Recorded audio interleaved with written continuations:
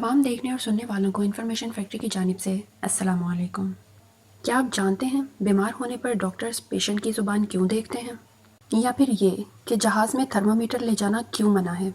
और जानिए एक ऐसे कंट्री के बारे में जहां पैसे मंडियों में बिकते हैं। ये सब जानने के लिए वीडियो एंड तक ज़रूर देखना। ऐसी बहुत सी चीज़ें हैं जिन्हें प्लेन में ले जाना मना है, और उन्हीं चीज़ों में एक चीज़ है थर्मामीटर। अब आप सोच रहे होंगे एक छोटा सा थर्मामीटर इतने बड़े प्लेन का क्या बिगाड़ सकता है, लेकिन कभी किसी चीज़ को छोटा नहीं समझना चाहिए।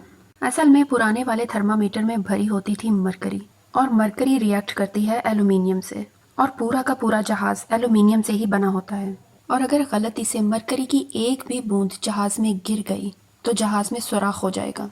नेक्स्ट, अगर कोई भी बीमार हो जाए तो डॉक्टर्स पेशेंट की ज़ुबान क्यों देखते हैं?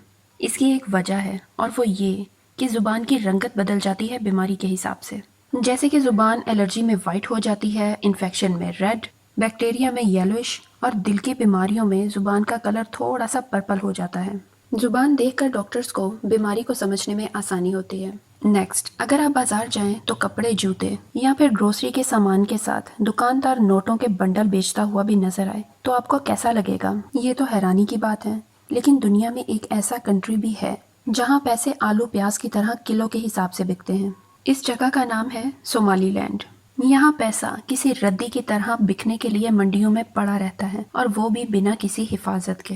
सोमालीलैंड अफ्रीका का एक गरीब मुल्क है, और यहाँ की करेंसी की वैल्यू बहुत कम है। इस कंट्री में डॉलर की अहमियत बहुत ज़्यादा है, इसीलिए महज 10 अमरीकी डॉलर के बदले में आपको सोमालीलैंड की करेंसी के कई मोटे बंडल मिल जाएंगे। वहाँ के लोगों का कहना है कि उनकी करेंसी की वैल्यू किसी भी वक्त ख़त्म हो सकती है, इसीलिए वो अपना पैसा डॉलर्स की सूरत में महफूज कर रहे हैं।